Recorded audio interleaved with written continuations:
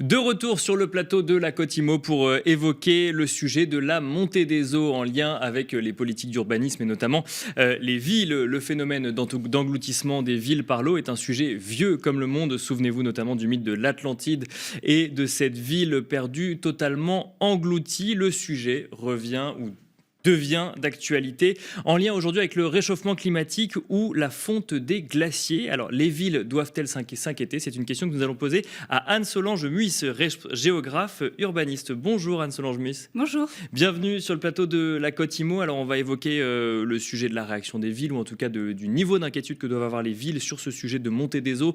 On peut prendre l'exemple de Venise, par exemple, qui se saisit du sujet depuis une dizaine d'années. Mais avant d'aller sur la réaction des villes, quelles sont les causes étayées scientifiquement de la montée des eaux, notamment aux abords de la France ou de l'Italie, qui viennent menacer ces villes?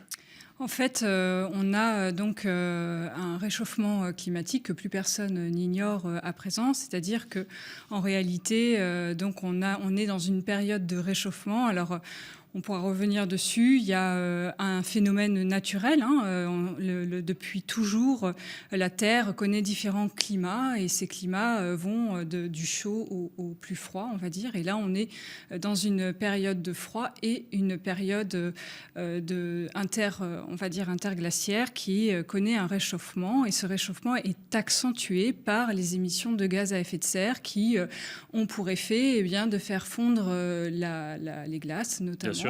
Et donc d'élever, a priori, si on est autour de 2 degrés, les accords de Paris disent que l'élévation du niveau de la mer devrait être autour de 50-60 cm d'ici 2100. Donc en réalité, c'est pas tant l'engloutissement qu'il faut en tout cas voir comme un risque, c'est surtout les effets liés au changement climatique sur notamment les constructions littorales et toutes ces villes littorales. Parce que ma question va être un peu provocatrice exprès, mais quand vous nous parlez de 60 cm, c'est comme quand on parle de 2 degrés. Si on n'est pas averti sur le sujet, on a l'impression que c'est pas grand-chose pour une ville, 60 cm d'eau en plus. Voilà, alors c'est là qu'il faut regarder les phénomènes un peu plus. Alors déjà, c'est si on est autour de 2 degrés. Si c'est plus, les scientifiques disent que potentiellement, ça peut aller jusqu'à 1,50 m d'élévation du niveau de la mer d'ici 2100. Ce qu'il faut voir, c'est que en fait, les vrais risques, ce sont que dans ces effets du changement climatique, on va avoir une intensité des phénomènes déjà connus. C'est-à-dire on aura plus de tempêtes, on aura plus de pluie, et ça de façon plus violente et plus répétée. Et ces tempêtes qui vont générer des franchissements de digues, par exemple, sur les littoraux, ou des ruptures de digues, vont créer en fait soit des submersions, donc la vague envahit le littoral et submerge les habitations, soit vont être favorables à des remontées de nappes, ou alors encore tout simplement, et c'est ce qu'on voit le plus souvent, c'est-à-dire éroder le trait de côte, et notamment les côtes sableuses qui sont soumises à beaucoup de risques à ce niveau-là. Donc le sujet n'est pas tant en fait une montée des eaux, mais tous les phénomènes qui peuvent être liés autour à cette montée des eaux. C'est ça, exactement. Et alors comment est-ce que les villes peuvent s'adapter, parce qu'effectivement elles ne pourront pas résister seules face à ce sujet-là, et de toute façon elles ne peuvent. Enfin, le sujet du réchauffement climatique est global. Les villes, en attendant, doivent trouver une solution à un risque qu'elles voient arriver à court terme. Comment est-ce qu'elles peuvent s'adapter? En fait, elle s'adapte. Alors aujourd'hui, on a eu, je ne sais pas si vous vous souvenez, l'épisode Xynthia, c'était en 2010, donc qui a généré au niveau de l'État un certain nombre de réactions aussi, notamment des outils et des plans de ce qu'on appelle les PPRL, c'est-à-dire les plans de prévention aux risques littoraux, qui sont déjà une façon de geler, entre guillemets, certaines terres qui sont soumises à ces risques littoraux que j'ai cités précédemment. Donc on ne peut plus construire dessus, par exemple. On ne peut plus construire dessus. Ce qui a un double phénomène un peu pervers, c'est que dans certaines communes, et je prends là par exemple Lège, Cap-Ferré, ça fait monter les prix. Donc là où ça devrait en fait les faire baisser. Bien sûr. Donc ça fait monter les prix. Dans d'autres, ça gèle. Le risque à long terme crée une demande à court terme du fait d'une raréfication de l'offre. Exactement. D'accord. Alors dans d'autres communes qui sont moins soumises à une pression sur le foncier, ça va créer au contraire une désertification de l'espace. Et là, même un gel total des terres. Et là, je pense notamment au village de Miquelon, à Saint-Pierre-et-Miquelon, où là, on ne peut même plus construire. Et ce qui génère une fragilité du village et de la pérennisation du village à long terme. Donc, en fait, on est dans cet entre-deux. Donc, ce qui fait que les communes n'ont pas tellement d'autres choix aujourd'hui que le premier choix, en tout cas que l'État leur demande d'avoir, c'est de se mettre à l'abri, c'est de mettre à l'abri la population. Donc de quitter la ville ? Alors c'est là que, en fait... Ou de déplacer la ville. Alors voilà, c'est ça. Il y a des projets de déplacement, parce que je sais que vous êtes sur un projet à Saint-Pierre-et-Miquelon. C'est ça. Où vous allez déplacer le village historique plus loin, oui. parce qu'il sera submergé par les eaux à bref échéance. C'est ça. Alors là, on est sur un cas qui est un peu finalement novateur en France. Saint-Pierre-et-Miquelon, c'est un territoire d'outre-mer. On connaît bien Saint-Pierre, qui comporte à peu près 6 000 habitants. Puis le petit village au nord de l'archipel qui s'appelle Miquelon, qui comporte 600 habitants et qui est un village de pêcheurs. Donc qui a traditionnellement s'est construit au ras de l'eau pour les besoins de la pêche et de l'activité de la pêche, et qui est donc à 2-3 mètres au-dessus du niveau de la mer, et qui, donc, depuis 2014, a un plan de prévention aux risques littoraux qui, lui, bloque et gèle donc ce foncier.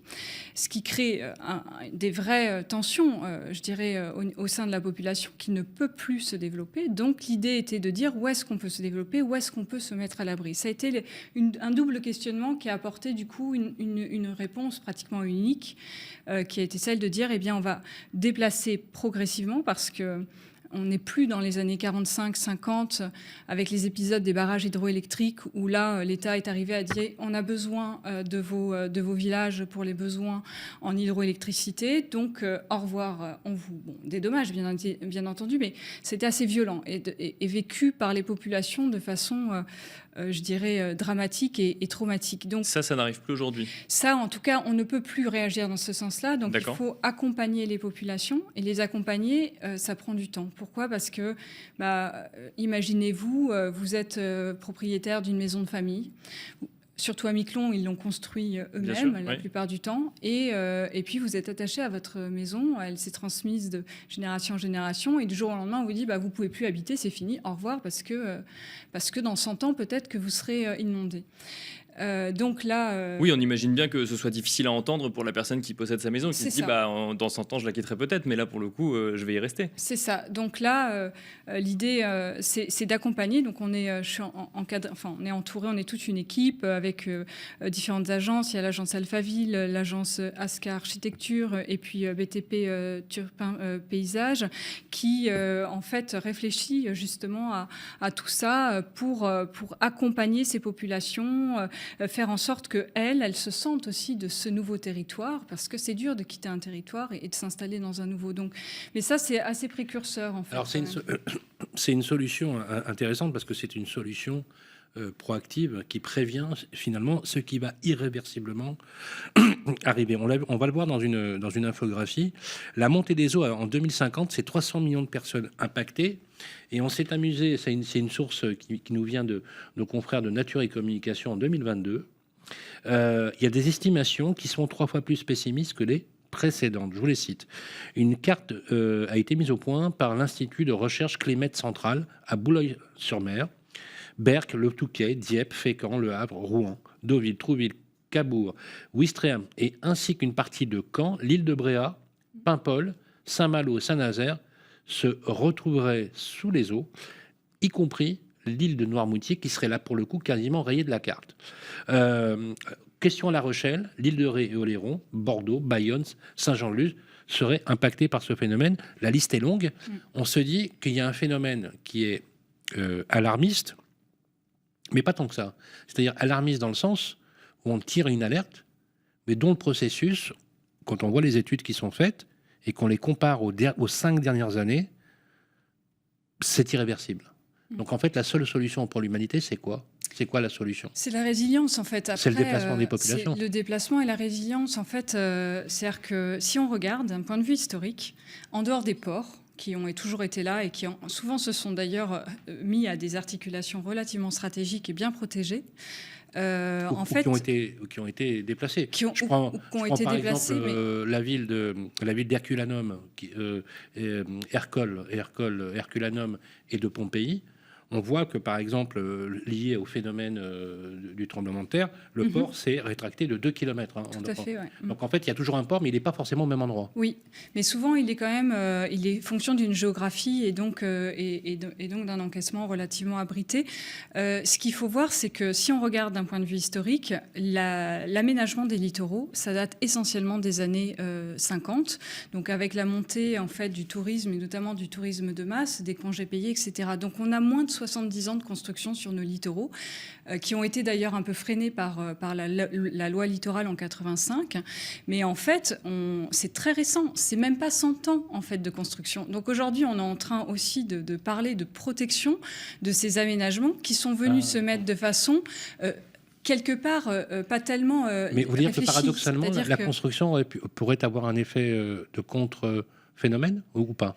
Non, c'est-à-dire... Ou est-ce qu'au contraire, la loi littorale qui permet justement de limiter au contraire la construction, c'est une bonne chose? La loi littorale me semble quand même être une bonne chose et heureusement qu'elle a existé, en tout cas à partir de 85, parce qu'elle a éviter le tout béton et notamment le fait de complètement raser nos espaces naturels et qui existent encore sur les littoraux. Donc non, ça, on ne peut pas la remettre en question. Maintenant, ce n'est pas non plus totalement un frein à la construction. Hein. Il y a des logiques urbaines qui favorisent, que la loi littorale continue à favoriser. Mais aujourd'hui, on ne peut pas comparer le passé avec ce qui est en train de s'effectuer depuis 200 ans. Donc il faut voilà, avoir cette lucidité de dire c'est là. Maintenant, comment on fait pour résister? Comment on fait pour tout simplement s'abriter, quoi, se mettre à l'abri de ce risque? Alors la première des choses, c'est effectivement de déplacer ces populations, en tout cas d'accompagner ce déplacement de façon, je dirais, pragmatique, sauf que évidemment qu'il y a plein d'îles, par exemple je prends l'île de Sein, je prends des petites îles qui se sont faites aussi sur des histoires en fonction de la pêche, qui ont des véritables patrimoines qui sont là depuis des centaines d'années. Comment on fait? On ne peut pas déplacer des territoires et supprimer des communes rayées de la carte. Donc qu'est-ce qui se passera? Ça, moi j'en ai pas les solutions ni les réponses. Je crois que personne ne les a. La seule solution qu'on peut envisager, c'est de dire comment accompagner au mieux ces populations pour que demain elles soient protégées.